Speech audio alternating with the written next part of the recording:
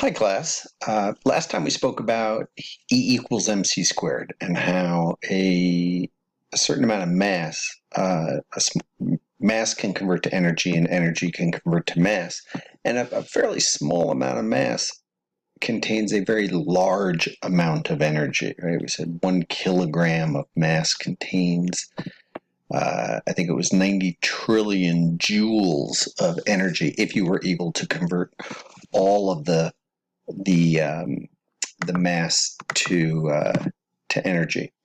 So this idea that mass can be converted into a large amount of energy is an important idea, and it is important. It is seen most obviously in nuclear reactions. And so today we want to talk about nuclear reactions, and specifically two nuclear reactions: fission and fusion. These two nuclear reactions. Okay. And what's the difference between them? Fission is when a heavy nucleus splits apart. So if we have, let's say, a large nucleus of uranium here, and it's so big it's actually unstable, and we can get this atom to split into two smaller pieces, and this splitting process of a very large atom will result in the release of some energy. That's called fission, when a heavy nucleus splits apart. Okay, the other process is fusion, and that's where two light nuclei join together. So two, let's say, hydrogen, very small nuclei fuse together. They join together and form a heavier atom, in this case helium.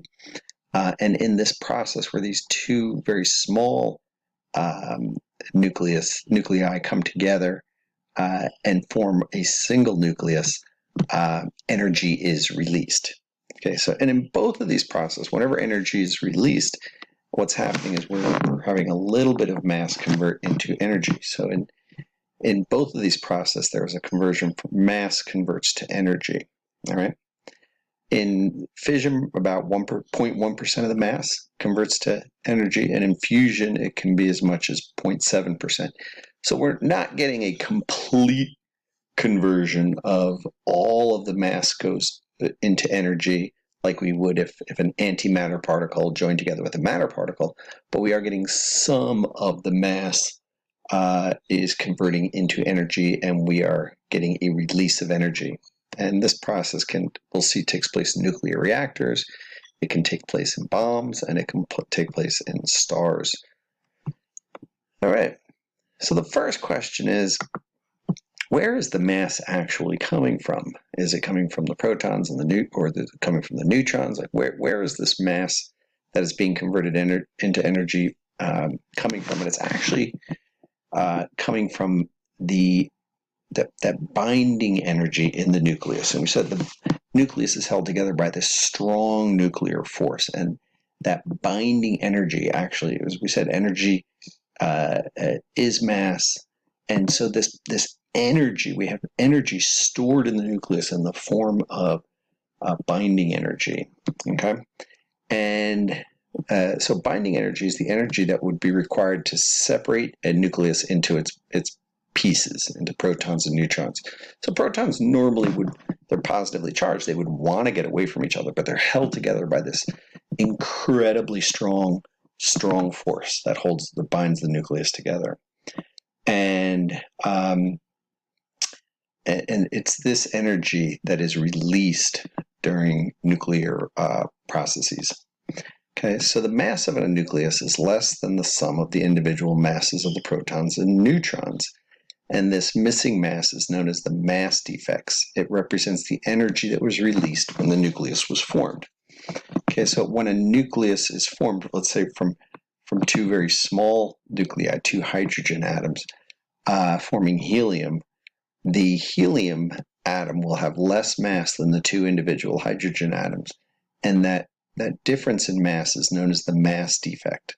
So when they join together, there's a tiny bit less mass, what's called the mass defect, and that is the mass that was converted into energy and released during that process. All right. Nuclear binding energy can also refer to the energy in energy balance in processes in which the nucleus splits into fragments composed of more than one nucleon. So basically, when a large nucleus splits apart, it's also that binding energy that is released. All right, so let's look at this a little bit more in a little bit more detail. So fission. Fission is the splitting of a large atom into pieces. So a large atom, let's say uranium-235, will split into smaller pieces. And in that process, as the nucleus splits apart, some of that binding energy is released in that process, and that is the energy that comes out of that splitting process. Okay, so the nucleus splits apart and the energy is released. And also what you'll see here is these little blue dots here represent neutrons. And so several neutrons are also released. And those neutrons, if they ran into other uranium-235 atoms, they would also trigger them and cause them to split. Okay, so the way we start a reaction is by sending a neutron into an atom of uranium-235, causing it to split. But after it splits, it releases even more neutrons, and those neutrons can then run into other uranium-235s and cause them to split. So we can either have a continuous reaction or we can have an uncontrolled reaction. Right? So when it's a controlled reaction, we can get power that we can use on a continuous basis, nuclear power. Okay, so we can get energy that is used to heat water. What you see here is steam, and that hot water is used to turn turbines, which then turn generators, and you can see these electrical wires here. Then the electricity comes out of the power plant and goes to homes and businesses. So if we control the reaction and get the energy to be released in a steady fashion, we can use that for nuclear power. On the other hand, if we just take a whole bunch of uranium-235 and combine it into let's say, just say a ball of the material, and then fire in a single neutron, it will split, releasing energy, but also releasing, let's say, 3 neutrons here, and those run into other atoms, and it creates a very rapid, very uncontrolled release of energy, and that application gives us a very high energy bomb.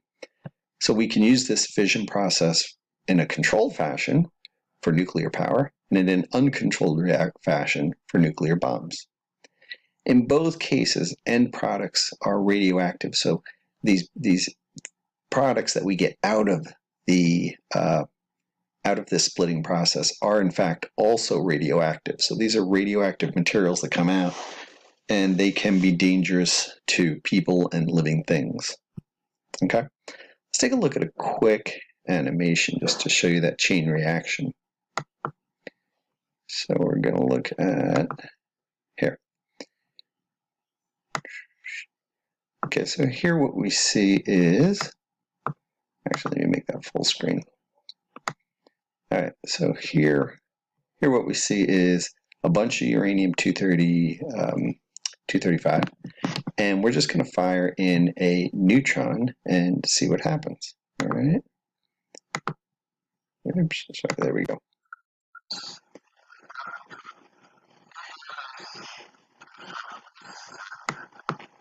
All right, so you can see what happened there was the one neutron, the neutron hit a single atom, and it split, released some energy.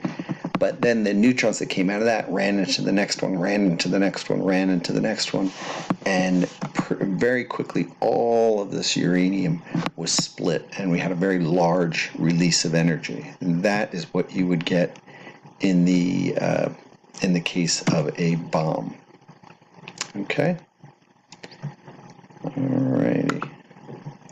Let's go back to our PowerPoint. Boom. Okay, so that's fission. In an uncontrolled fashion, we get, sorry about that. In an uncontrolled fashion, we can get a bomb out of that. All right. Fusion, on the other hand, is a different nuclear process. This is where you have two small atoms. Here we have hydrogen and another hydrogen atom, and they combine, and what we get out of that combination is helium and a release of energy. We also get a neutron coming out of this process.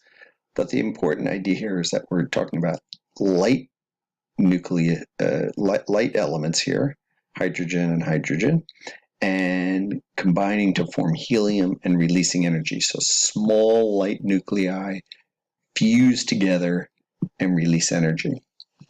And this is the process that takes place in the sun. This is how the sun works. We've got lots of hydrogen joining together to form helium and releasing a tremendous amount of energy. It requires very high temperatures and very high pressures to pull it off, for this process to take place. And we have not been able to practically do this on Earth. We do not have any power plants that work off of nuclear fusion. All of our power plants work off of fission. But if it was possible, if we were able to figure out how to do this,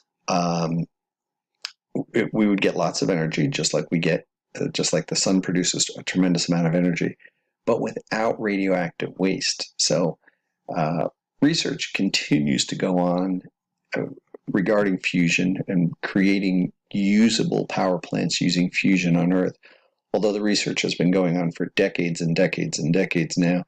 And it's just a very difficult thing to do because of the extremely high pressures and temperatures that are needed. But there are places. Here's one place in California. It's called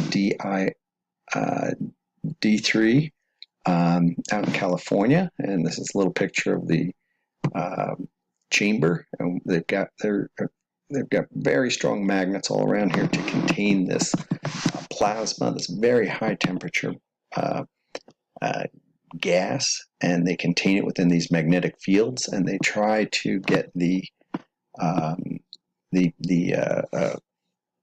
light nuclei to fuse together and also capture the energy. So we're trying to figure out ways to utilize this process, because if we could, it would be a wonderful source of energy without nuclear waste. But as of yet, we have not been able to do that. All right, we're getting up to about 12 minutes. Let's wrap this up for today. All right, so fission and fusion are both nuclear reactions. Fission is when a heavy nucleus splits. We use that in nuclear power plants and in nuclear bombs. Fusion is when two light nuclei join together. That process takes place in the sun. And in both of these processes, there is a conversion where some mass converts to energy. So it goes back to that E equals mc squared. The energy is coming from the conversion of mass into energy. All right, well, hope you enjoyed that. I'm going to include a couple of videos, and then I'll have a quiz form attached. All righty. Thank you.